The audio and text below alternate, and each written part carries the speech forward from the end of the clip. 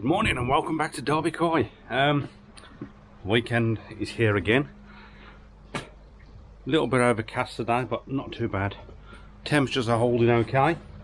Pond temperatures ain't doing better than I expected, to be honest. I know some people are actually starting to put their covers on, but I'm going to hold off as long as possible. The main pond's looking really good. We're at 12.4 this morning, and it did drop quite down a bit last night. At 6 or 7 it went to, so yeah, holding really well. They're all doing good. Not much going on in the main pond at the moment. Rest of the winter prep will be in just before the covers go on, so hopefully a lot longer yet, but it could be the next 2 to 3 weeks, who knows. Have to see on the temperatures and stuff how things will go. All I got to do today in here is filter cleans. Yeah, all good over there. I cut the lawn last weekend, so that don't need doing. As for, let's go over here. Ooh, have a look. For this pile of logs, I actually managed to get my log splitter repaired, and I did that in the week. That little pile there. Still got all those to do, so lots more to do yet. Yes, I did used to do it with an axe when I first had the log burner, and that was hard work. I actually got some London plane, so once I managed to get some London plane. Wow, that is hard wood. It was solid. You hit it with an axe. It was a big axe, I had a decent axe. You hit it with the axe and it just used to bounce off. It was an absolute nightmare. So that's when I decided I'm going to bite the bullet and get a log splitter. I think it's an 8 or 10 ton log splitter, something like that. And that struggled a little bit through it. You could hear it under pressure, but it done it. So I'm very grateful for that. It saves a hell of a lot of time. That is a pallet of 50 bags of multi-fuel, smokeless multi-fuel, which I do like to put on a lot of the logs, and then towards the year later in the evening, I do like to put them on, and it just keeps the heat up a little bit better. They really hold the heat well, and it keeps the house warm for the rest of the evening and even throughout the night. Right, in the bunker. I'll get back with you. I forgot the key for the bloody lock. I'll go and get it and come back with you. Okay, in the bunker now. The saga I've been having with this cable on my diesel heater. Now, originally I ordered the cable. I ordered 3mm twin core. Don't know, as I said before, I don't know if it's my fault or the company's fault, but they sent this stuff, single core 1.5mm. No good. So I contacted them, said, oh, and they told them the problem. Not sure whose fault it was, possibly mine, but they said, I'm sorry, we haven't got any twin core. So I went to another company, ordered 3mm twin core, which they said they had, and they sent this 3mm single core. Saga continues. So I contacted the company, another company. This time they confirmed it was their fault, whether it was a packing issue or a mix-up on the addresses or whatever, and I got somebody else's cable, I don't know. But they apologised, and I said, we'll send you some twin core out, and they said, keep that. So finally, 2 days ago, my twin core 3mm arrived. Thank God. So I can finally get my diesel heater wired in properly. So that's one of the jobs for today, and I want it all the way around. Now, I'll show you when I'm wiring it in. I did say before, my, I can't remember what it's called now, but it, isolator. If there's an issue, I can just press the button and it cuts the power off, disconnects the power to the heater if there's any issues. Fingers crossed there won't be, but it's just a safety measure, just in case. Now, so hopefully I'm going to set that up today, and I'll have that running for, as I say, temperature's still holding quite well. A bit of water in here, it's still just over 15, so I'm happy with that. That's without any heating here. So it's still holding okay at the moment, but I think I'm going to run it for at least 24 hours. Once it's up and running, I'll run it and test it, keep checking on it, make sure it's keeping up to temperature and cutting out when it needs to, and there's no issues with carbon monoxide with my detector, so that will, hopefully there won't be any issues. But I've got to say, I think I'm bloody jinxed. I really do. I really do think I'm jinxed at this with this setup at the moment. Just when I seem to get one thing sorted, another issue comes up. Obviously, I've had issues with the fry. I lost a lot of fry, which I'm gutted about still. Issues with the wiring for the heater. Various other things. When I think, okay, fry, I haven't lost any more since I've moved him in the house. Everything's been fine. Finally got my cable for my heater. Fine. Then, for a little while now, to be honest, there's been a slight leak somewhere on this tank. Now I know it's not from the bottom drain because I can get access to that from underneath. I felt around it, it's bone dry. Now, when I first installed it, there was no issues, so there must have been something in there, a slight crack that was holding, or a hole that was holding me. Something was holding it from leaking, but now it's got a leak, and I can't find it.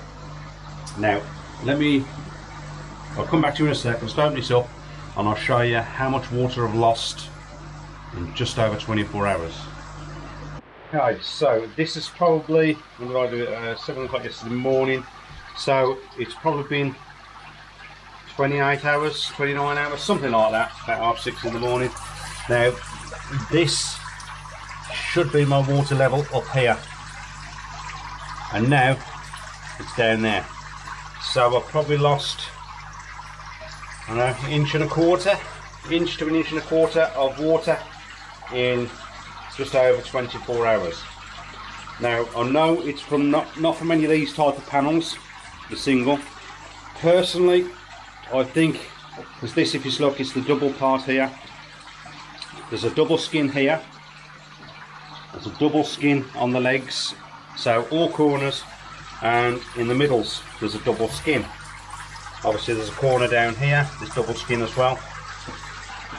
Now I think that's where it's coming from, but I know it's from over that side somewhere, one of those, over either corner or the middle, because when you look down under here, under there, it's wet on that side, but this side is bone dry. It's only wet down on that one side. So I'm assuming somewhere either down here, or down the back, it's had a hole in the past and it's got worse.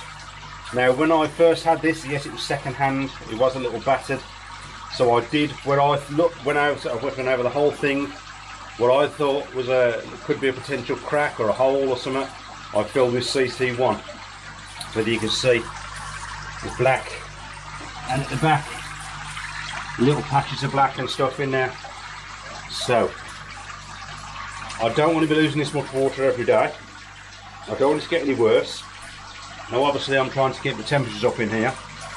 Now me having to top this back up every day, you know, potentially 1 inch to 1.5 inches of water every day is really going to start bringing them temperatures down. And it's using a lot of water, and I'm on a meter, so I've got to sort this out.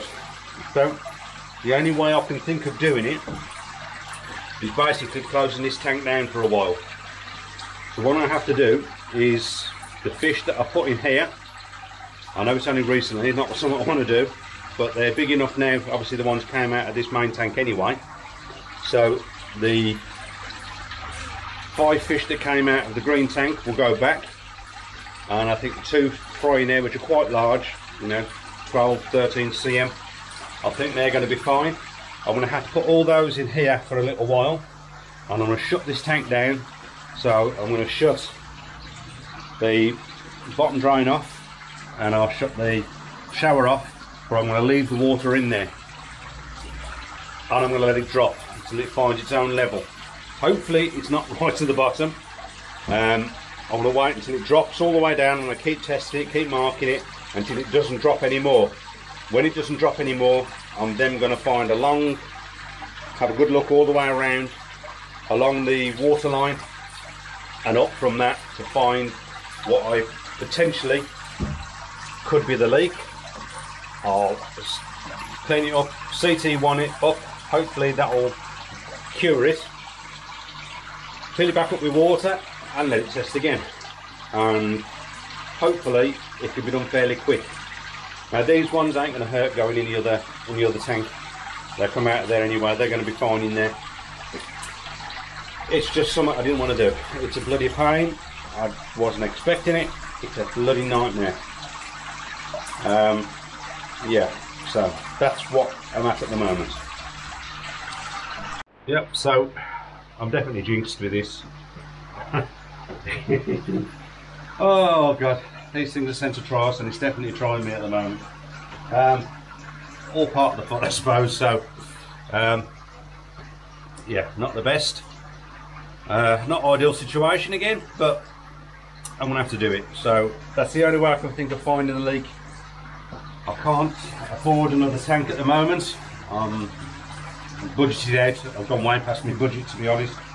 So I can't afford to buy a new Dolab or a better Dolab box and replace this one yet. But if I can't find the leak, it's something I'm gonna have to look at.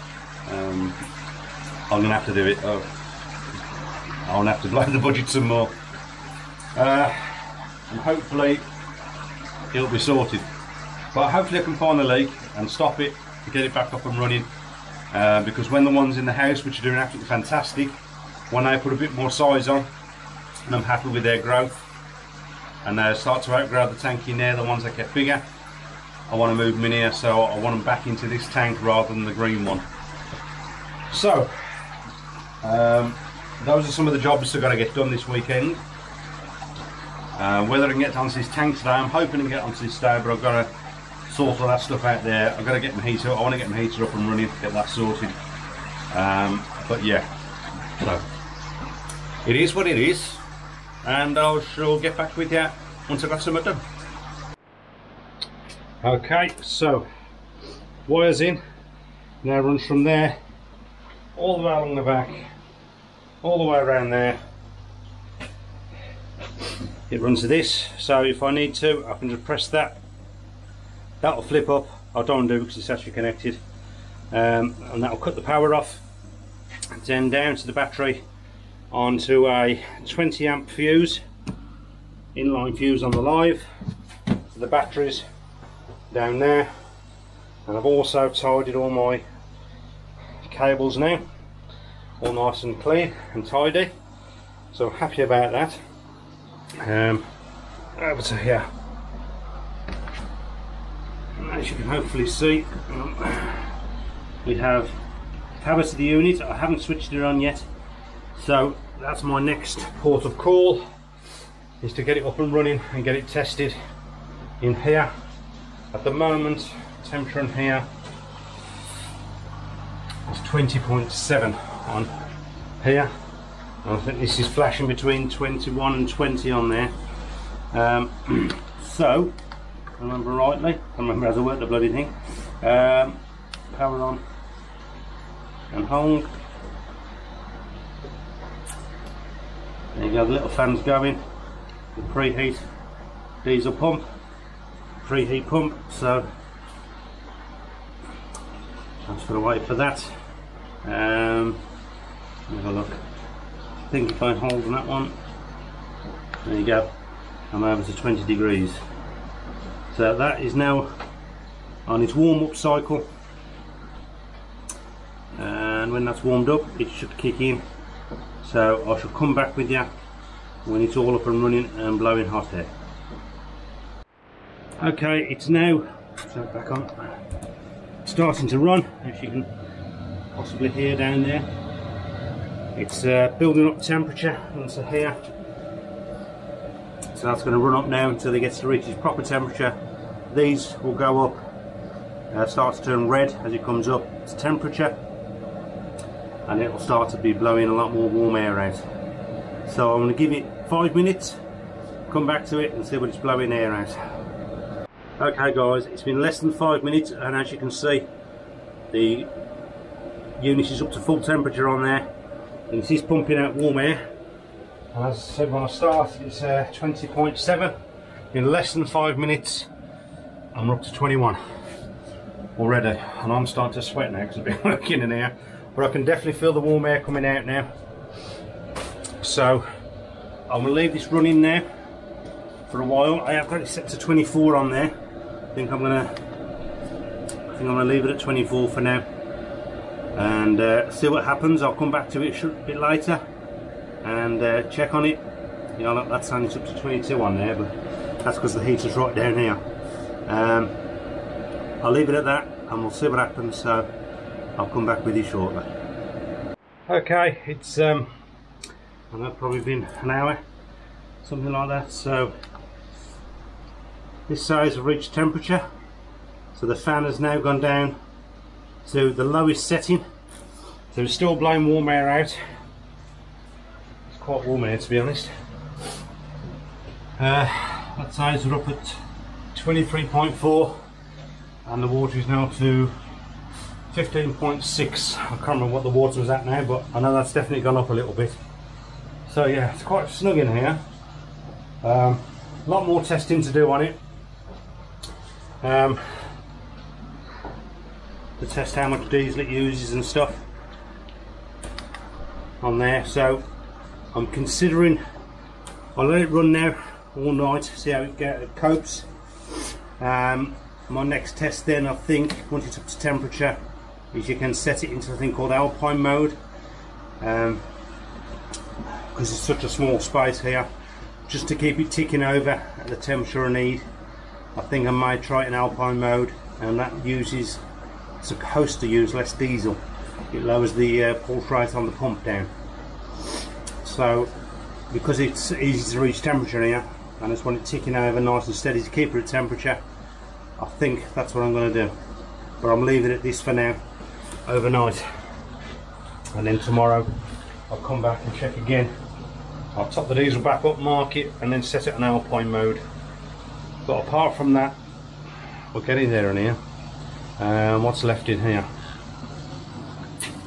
Another shelf to put up, that's all done. So I've got a shelf to put up, more testing on the heater. Still got to sort this bloody thing out. Yeah, so I turned it off. I topped that tank up with the water out of here, and I marked it to the lower setting on there. If you can see that, there's a lower setting on there, and it has dropped. It's probably been, since I've done this, 2 hours maybe, and that's probably dropped 3 mil, something like that. So I'm just going to leave it in here. You can probably see now that the air is off and everything. The black CT one I put on before, over in the corner, over there, and there's actually some down there, but I thought there might be a leak, or maybe a chance of a leak. So all I can do now is leave it for a few days, as long as it takes even to drop down. So I'm actually getting there. Just annoyed about that bloody thing leaking, but I'm happy that's now up and running, that heater. Keep the temperature up in here, very happy. So yeah, that's it for today. I shall back tomorrow, more testing on the heater. So hopefully tomorrow, I'll see you then. Okay guys, hope you can see me. It is pitch black dark outside, but my free solar lights, I'm in the bunker. It is now just gone 7:30. And somebody's setting off fireworks outside. You can probably still, if you can see through the window over there, but somebody's setting off fireworks. Lovely and toasty in here. I did lower it down to 23. So, you can see that. That's set at 23. Oh, excuse the camera work. And that's at 23. Must be somebody's birthday over the back. Any fireworks? Look around, fireworks. You should probably see them on there, I don't know. Ooh, pretty lights. Anyway, yeah, extra toasty in here. It is quite warm in here actually, even though it's only, it says 23, it feels a lot warmer. It's about 13 degrees outside, but it's lovely and toasty in here. So very, very happy with the heater. And as you can see, it's brought the water up to 16.9 at the moment. So that is plenty of heat going in the tank. Very happy about it, so we can continue to heat. As I said, I'm going to run this now for at least 24 hours, see how it gets on. And then I'm going to put it onto what they call alpine mode. And as I said, I think that just lowers the pulse rate of the pump, so it uses a little less diesel. And I may consider actually lowering the temperature down in here. I don't need it at 23. I might even take it down to around 20, 21 maybe. We'll see. And I'm sure that I'll still get the water up where I need it to be. So yeah, very happy. So yeah, I'll get back to you tomorrow and report how we're doing. Morning guys. Well, it's been approximately 18 hours since I started the test on the heater. And you can actually see out there, absolutely hammering it down. You can probably hear it more than see it. I've just come back from taking Busy for a walk, bloody soaked. But yeah, like I said, it's been about 18 hours. I set the temperature in here on the heater to 23, and I've got to tell you, it's bloody toasty in here. I can't remember what the water was. I think the water was about 15.6 if I remember rightly. So I'll spin you around and we'll have a look at what the temperatures are. Okay, so as you can see, that's set to 23 and it's been just ticking over on its lowest setting. I'll come over to here and the bunker is at 24 and the water is up to 20 at the moment. Wow, that's I wasn't expecting that warm, but I've got it set up a lot higher than I was expecting. So a quick look at them in there. Yep, they're loving it. Exceptionally happy. So yeah, okay, we'll spin you around and have a chat. Okay, so yeah, it's brought the water up approximately 5 degrees or 4.5 degrees in that time. Very happy with that. Don't know how much diesel it's used yet. I haven't tested that. As I said, I am going to test it in alpine mode to see what that uses. I'll do a full test in that one, 24 hours. And I do think I'm going to lower the temperature in here because it is sweltering in here. Yes, we'd love to keep those temperatures up, but it's going to use a lot more fuel. If I can keep it up, the water's around 16, 17, even 18 if I'm lucky, depending, we'll see. I'll still be able to feed and get some decent growth on them. So I'll probably drop the heater itself down to around the 20 mark. 20, maybe 21, we'll see.